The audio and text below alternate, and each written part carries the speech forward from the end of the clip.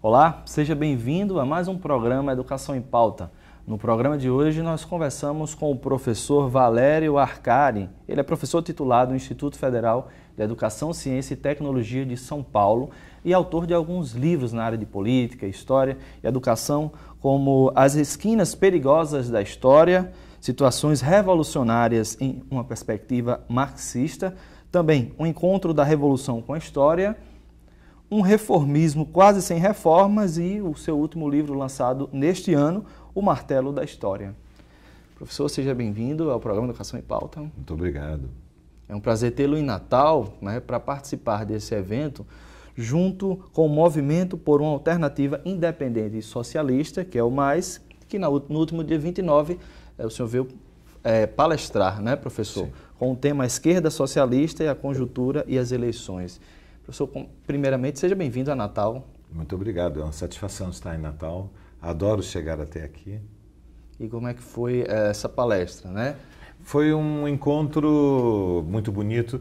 Em geral, a perspectiva, a visão que a grande maioria das pessoas tem dos processos eleitorais, como você sabe, é de uma correria pedindo voto. Né? Uhum. Vote em mim, me ajuda. Né? Sobretudo nesse período que estamos agora, né? E aí próximas eleições. E nos últimos dias antes das eleições. Na tradição do que há de melhor da esquerda marxista, estes períodos de intensa participação popular, eles também são um momento importante de educação política. As campanhas eleitorais, elas deveriam ter, inclusive, como um dos eixos fundamentais, do nosso ponto de vista, a educação. Então, o que nós fizemos ontem foi uma atividade de formação. Durante 3 horas nos reunimos e discutimos os elementos mais destacados da situação nacional. Foi uma boa reunião, estiveram aproximadamente 120 ativistas de várias gerações, desde pioneiros do que foi a reorganização da esquerda no final da ditadura, entre 78 e 84, até jovens, né? Militantes e ativistas mais jovens do movimento estudantil. O senhor é um dos coordenadores, como é que funciona essa organização, professor? O MAIS, ele surge de uma divisão do PSTU. Eu sou membro da coordenação nacional. Ele tem um fio de continuidade com uma tradição dentro da esquerda brasileira, que é o que nós podemos chamar de tradição marxista revolucionária. Ou seja, nós somos aqueles que defendemos 5 grandes princípios, que, se você me permite, eu enuncio rapidamente para os nossos ouvintes. Qual é a nossa identidade? Em primeiro lugar, nós somos uma esquerda que defende o critério da independência de classe. Quando se constitui o movimento dos trabalhadores, na época contemporânea, aproximadamente 150 anos, surge uma ideia muito poderosa, que é que a emancipação dos trabalhadores será obra dos próprios trabalhadores, que eles têm que se organizar independente das classes proprietárias e devem confiar nas suas próprias forças. Evidentemente, isto é uma das tarefas mais difíceis, porque a dominação capitalista, ela é tão poderosa que ela fragmenta a classe trabalhadora. Em todos os locais de trabalho, a experiência de todos aqueles que vivem do trabalho, sejam enfermeiros ou operários, sejam trabalhadores na construção civil ou professores num instituto federal como o do FRN. Aqueles que vivem num trabalho assalariado, as suas experiências nos locais de trabalho, a vida impõe uma fragmentação, uma divisão, porque nós somos estimulados a competir, a rivalizar uns com os outros. A acreditar que aqueles que estão ao nosso lado são a maior ameaça ao nosso bem-estar. Bom, a primeira tarefa dos socialistas é agir de maneira a unir os trabalhadores. Eles têm que compreender que, ainda que haja diferenças entre eles, os interesses comuns são muito mais importantes. E que, portanto, eles devem aprender a construir a unidade, não deixar que a dominação sabote a sua unificação e compreendam que a sua força social é a mais poderosa no mundo contemporâneo. Se há algo que os últimos 150 anos da história revelaram, é que não há um movimento social mais poderoso ao longo deste intervalo longo de tempo do que o movimento dos trabalhadores. Se não existisse o movimento dos trabalhadores, não teria sido reduzida a jornada de trabalho. Se não existisse o movimento dos trabalhadores, não existiria nenhum tipo de proteção legal como o direito ao salário mínimo, como o direito às férias, como o direito ao 13º. E boa parte destas conquistas no nosso país são relativamente recentes. Até 1962 não existia 13º salário no Brasil. Até 1940, até digamos, a precipitação da Segunda Guerra Mundial, em nenhum país do mundo existia direito de férias. A primeira classe trabalhadora a conquistar o direito de férias foi a classe trabalhadora francesa durante o governo de Léon Blum, da Frente Popular, em 1936, no contexto de uma greve geral. Então, este é o primeiro princípio. Confiemos nas nossas próprias forças. Unamos-nos em torno das reivindicações que são comuns a todos nós. O segundo princípio é o princípio da democracia socialista. A democracia socialista é diferente da democracia eleitoral, a democracia representativa. O princípio da democracia socialista é que não há, na verdade, nenhuma decisão democrática se não há participação. O que existem são graus diferentes de participação. Agora, esse socialismo que o senhor fala é o socialismo marxista, né? O socialismo revolucionário do operário, né? Porque hoje em dia a gente sabe que existem outros países como China, Cuba, né? Inclusive outras discussões que vêm Coreia do Norte, né? Ditaduras. A própria Alemanha também já teve em sua área ocidental realidades socialistas. Mas essa aplicabilidade para o socialismo que o senhor traz com Marx, com essa revolução que vem dos operários, ultimamente não está sendo bem representada, né? Sim, não há nenhum país socialista no mundo. Com esse socialismo que a gente vem falando aqui, né? Porque existiram experiências pós-capitalistas, existiram revoluções socialistas, mas o projeto socialista ele é um projeto de uma civilização superior ao capitalismo. E o capitalismo ele construiu o mercado mundial a partir do século XVI e XVII. Ele unificou a economia mundial. Tentar construir socialismos nacionais é dar um salto para uma etapa histórica superada pela humanidade, é regressivo. Só é possível pensar uma sociedade que seja igualitária, que seja libertária e superior à realidade capitalista, se nós pensarmos um projeto estratégico de socialismo mundial. Isso significa que a classe trabalhadora tem que se unir também além das fronteiras. O mundo, até muito pouco tempo atrás, era um mundo ainda essencialmente agrário. Foi fundamentalmente nos últimos 20 anos que, pela primeira vez, a grande maioria da humanidade deixou de viver no mundo agrário, no mundo camponês. O mundo urbano é o mundo que digamos, a semente da possibilidade da construção de uma civilização superior. E, portanto, o socialismo ele ainda está por ser construído e as experiências socialistas, embora tenham realizado estas transições fundamentalmente posterior à Revolução Russa, que comemorará 100 anos no ano que vem, né? 100 anos da Revolução Russa de 1917, em 2017, a Revolução Russa ela inaugurou uma hipótese, uma possibilidade histórica que depois foi bloqueada. Foi bloqueada porque não se pode não se pode construir igualdade na escassez, na penúria. Vou lhe dar um exemplo do que eu quero dizer.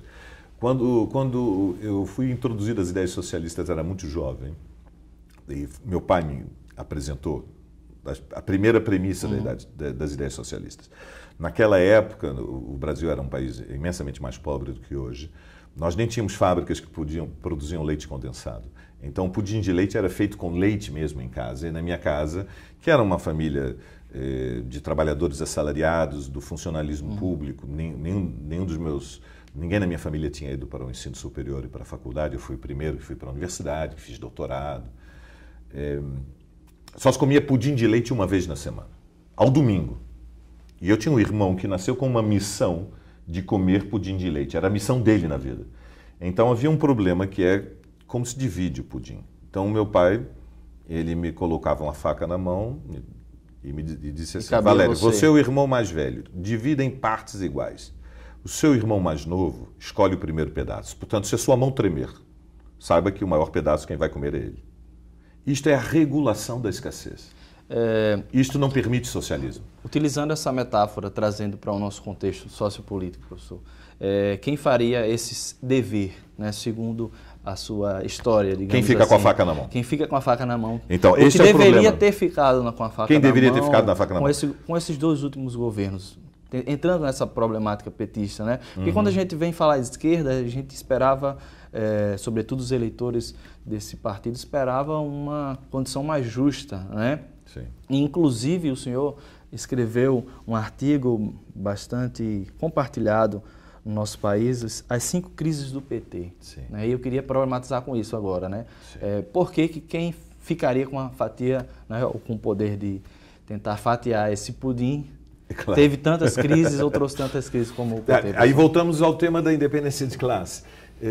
O PT, ele construído no final da ditadura, para levar a luta contra a ditadura até o fim. A ditadura no Brasil, ela podia ter sido derrubada ou podia ter acontecido uma transição negociada. Essas eram as 2 hipóteses que existiam entre 79 e 80. O PMDB era a favor de uma queda, de uma transição amortecida. Ele era a favor da abertura lenta, gradual. Isto era dramaticamente perigoso, porque finalmente foi o que vingou e isto manteve intactas várias das instituições construídas na ditadura. Um dos dramas contemporâneos que nós temos em São Paulo, por exemplo, é a Polícia Militar, que é claramente uma instituição que foi herdada do período da ditadura militar, é uma instituição arcaica, incontrolável, que rigorosamente todas as semanas desafia a ordem legal e pratica alguma barbárie contra a população. Mas fechando parênteses, havia esse dilema histórico. Era ou não possível derrubar a ditadura? O PT foi construído para a organização independente dos trabalhadores, sem os capitalistas, sem os patrões, para levar adiante a luta para derrubar a ditadura. Foi extraordinariamente progressivo. O problema está é que, quando chega ao poder em 2002, Lula decide que quer governar junto com a Avenida Paulista. Ele lança uma carta à população, uma carta que foi inspirada pelo Palocci, que agora está preso, em que ele anuncia que o objetivo dele é, no governo, nos limites de uma negociação com a Avenida Paulista, com os grandes grupos financeiros, os grandes grupos empresariais, as grandes multinacionais, os grandes industriais, chegar a uma negociação. E ele vende esta promessa utópica, esta utopia de que seria possível uma gestão do capitalismo periférico, que é o que nós somos. Nós somos, na periferia, uma das maiores nações, uma das economias mais complexas, porque ao sul do Equador temos o parque industrial mais multifacetado, né? Produzimos da caixa de fósforos a turbina de um avião, mas somos periferia.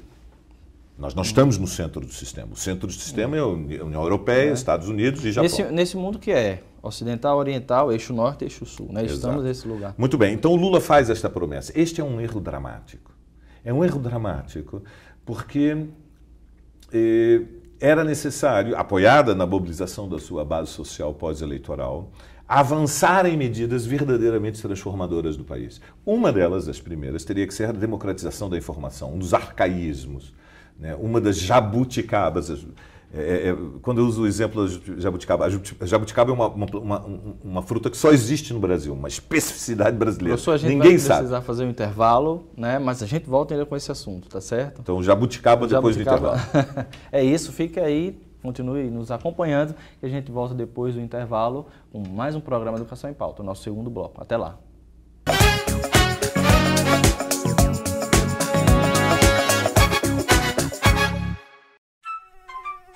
Assim ele parece inofensivo, mas você já sabe os males que esse mosquitinho pode trazer.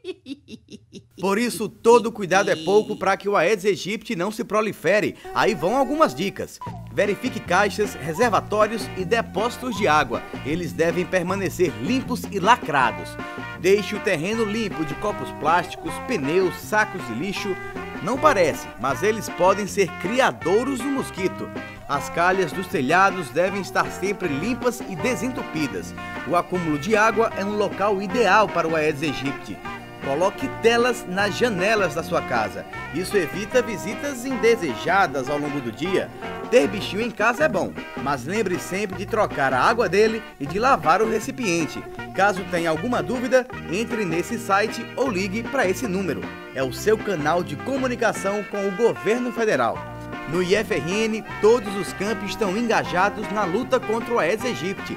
Isso porque a gente sabe que para vencer essa guerra, cada um tem que cuidar da sua parte. Entre na luta você também e prove que um mosquito como esse não é mais forte que um país inteiro. É o IFRN na luta contra o Aedes aegypti.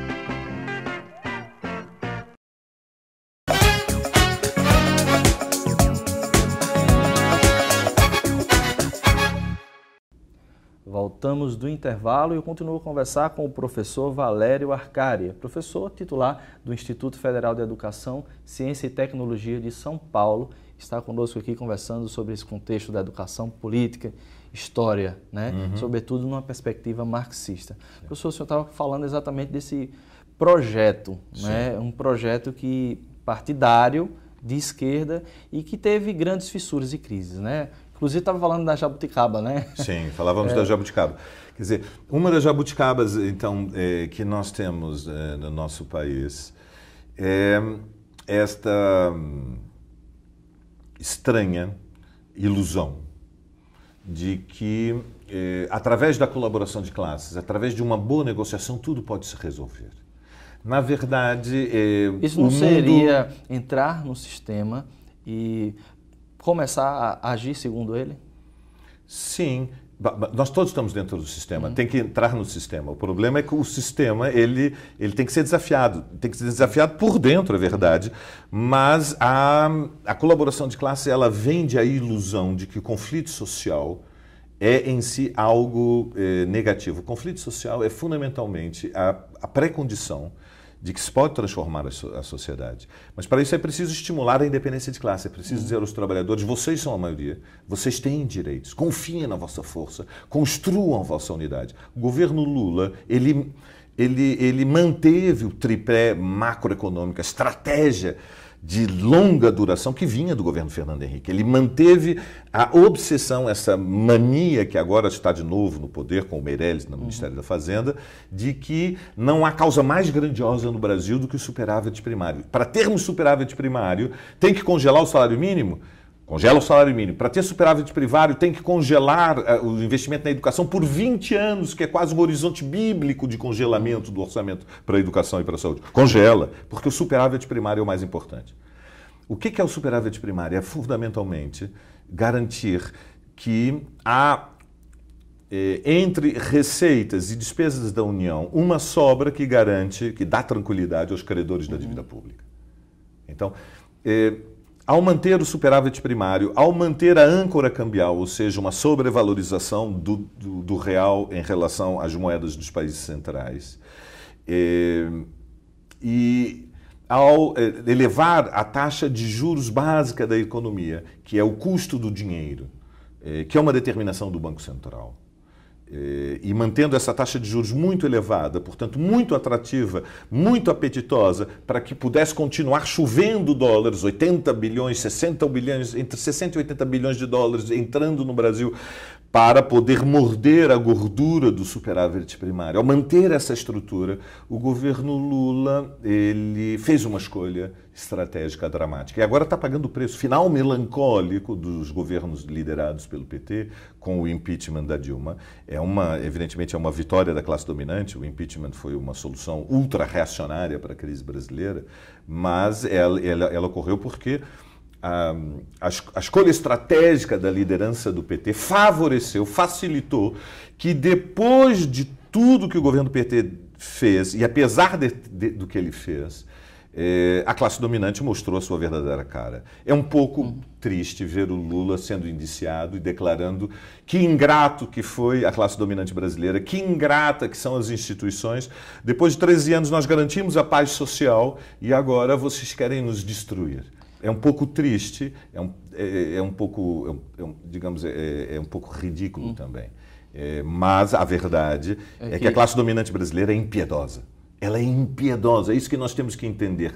Se do nosso lado a mão treme, do lado de lá a mão não treme. E não se pode garantir abundância para todos quando só tem um pudim. Então quem controla a faca, quem divide, reparte, fica com a melhor parte. Né? Então é necessário... A sua maior crítica a esse governo é exatamente esse, porque ele permitiu que quem dominasse essa faca continuasse com a faca na mão e não compreendeu que é preciso mais pudim, isso só é possível com uma perspectiva internacionalista. Diante de tantos avanços na área da educação, na área de saúde, inclusive PIB direcionado para a educação, o que agora no nosso contexto a gente vem alcançando, como o senhor bem disse, essa crise dos investimentos na área da saúde e da educação, que também vão repercutir em diversas outras áreas. Nesse governo tiveram alguns avanços, né? Vários avanços na área da educação. Pequenas reformas. Pequenas reformas. E a partir disso, né, desse contexto, voltando para o tema que o senhor veio apresentar em Natal, qual seria essa esquerda socialista atual? Então, nós somos... primeiro, seria desonesto intelectualmente e seria politicamente idiota não reconhecer que existiram algumas pequenas reformas progressivas no governo Lula. Existiram algumas pequenas reformas progressivas. A expansão, por exemplo, do ensino tecnológico foi uma reforma progressiva. Sou professor do Instituto de São Paulo e seria tolo, seria inocente não compreendê-lo. O problema é que o desafio histórico era muito maior. A oportunidade era imensa. E a esperança, é por isso que temos... A esperança era enorme, a oportunidade era imensa. Era possível ter ido muito além. E não é por acaso que acabou da maneira que acabou. Não é por acaso que nós assistimos aquele espetáculo dramático na Câmara de Deputados. Então, a esquerda do futuro tem que aprender as lições do passado. Assim como o PT surgiu para superar os limites históricos do que foi o Partido Comunista, é preciso agora, um novo ciclo se abre, uma nova esquerda socialista, anticapitalista no Brasil. Ela tem que aprender algumas lições. Inclusive que a mobilização não vem só do PT, né? Sim, claro. Que lições, então, eu diria? Manter a independência de classe, defender a democracia nas organizações, nos sindicatos. Os trabalhadores têm que aprender, a juventude, a controlar suas organizações. A gente tem que se organizar, tem que se unir, se organizar e ter um ativismo, mas controlar nossas organizações. Eu acho que acabou a época dos líderes messiânicos. Tem que enterrar esta fase dos chefes infalíveis.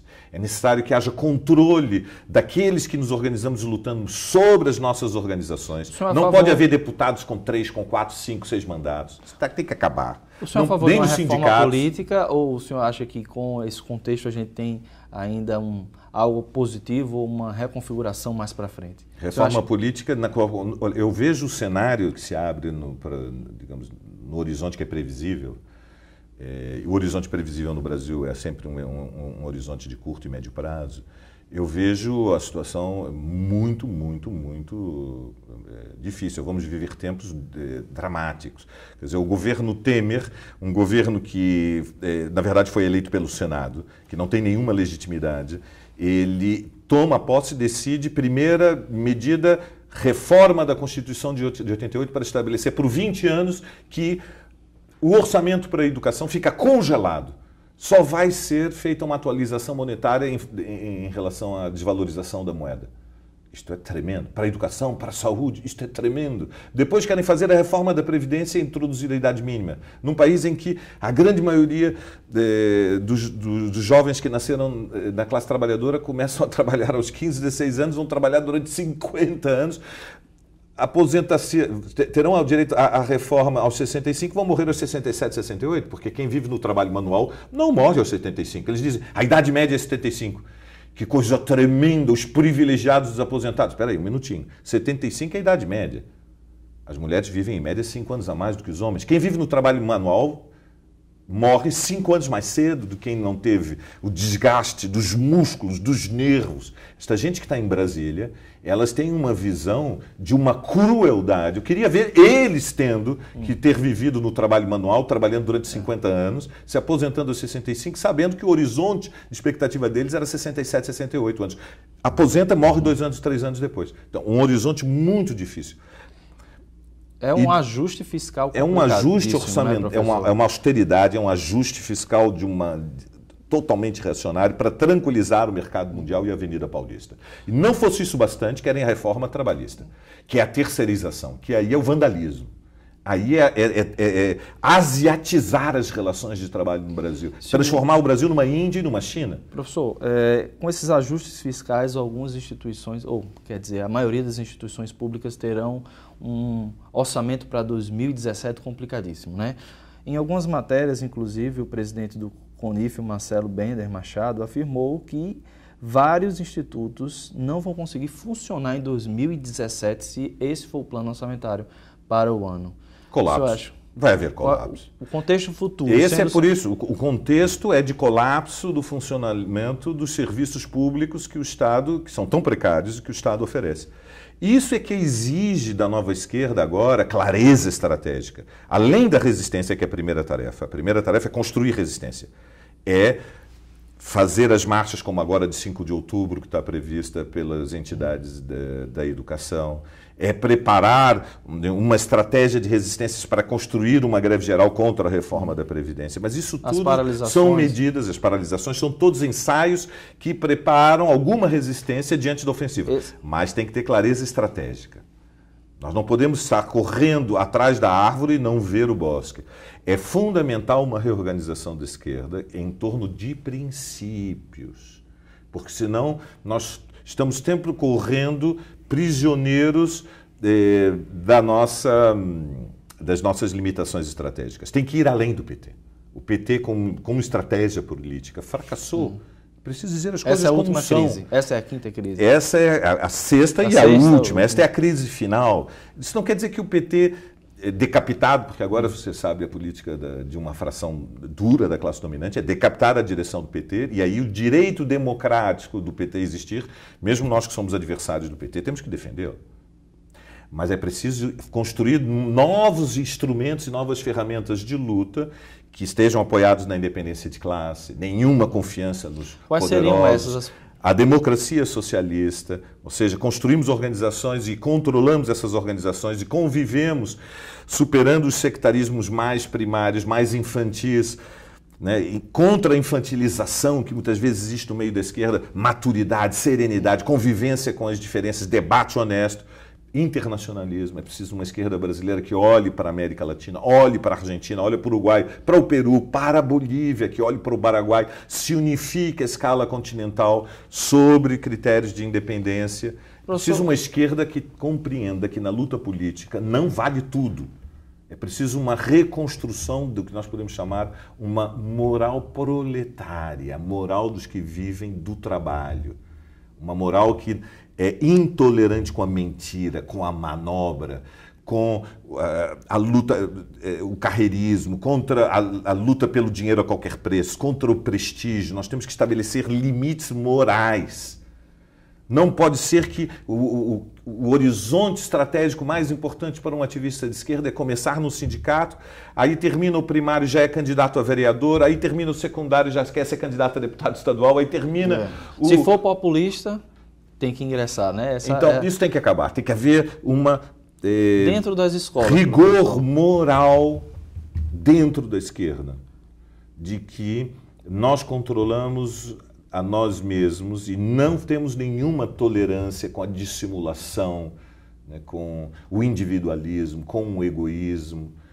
E, por último, mas não menos importante, nós queremos, deveríamos querer uma esquerda que vá além de simplesmente denunciar os capitalistas. É necessário denunciar os capitalistas e a exploração, mas é preciso entender que nós vivemos numa sociedade que está dividida entre explorados e exploradores, mas também entre oprimidos e opressores.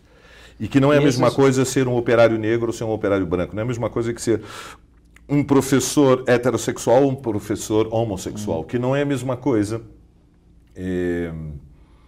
você ser médico ou médica, ou ser jornalista mulher ou jornalista homem, que há uma opressão machista, que a ordem do patriarcado é muito poderosa no Brasil. Então, o racismo, a homofobia, a LGBTfobia são perversidades, são doenças ideológicas muito poderosas na sociedade contemporânea. E é preciso uma esquerda que tenha a coragem de dizer não à exploração e não às opressões, simultaneamente. Então, é preciso uma esquerda classista, uma esquerda democrática. Infelizmente, o nosso programa já está esgotado. É isso, é preciso refundar a esquerda. Reorganizar a esquerda. Reorganizar a esquerda, né? Agradeço pela participação do senhor no nosso programa Educação em Pauta. E aí, eu queria que o senhor pudesse também, quem sabe algum telespectador esteja querendo conhecer um pouco mais sobre esse movimento nas redes sociais, onde é que eles Telefone, então, site? Os contatos. O primeiro contato, existe um site do Mais na internet, maismovimento.org. Existe um jornal diário, um portal de notícias diário, que está em construção, está em fase experimental, foi aberto há 40 dias. Já tivemos 200 mil páginas visitadas nesse intervalo, portanto, estivemos nesta fase ainda experimental, prévia a um lançamento oficial, mas já estamos operando. Um grande sucesso, quase 200 mil páginas visitadas. Chama-se Esquerda Online, online tudo junto, .com.br. esquerdaonline.com.br. Neste portal existem muitas inserções, existe uma parte educativa, com textos de formação. Então, obrigado, quiser nos pessoal. procurar na rede, será muito bem-vindo. Ok. Obrigado mais uma vez por mais uma audiência. A gente se vê no próximo programa. Até lá.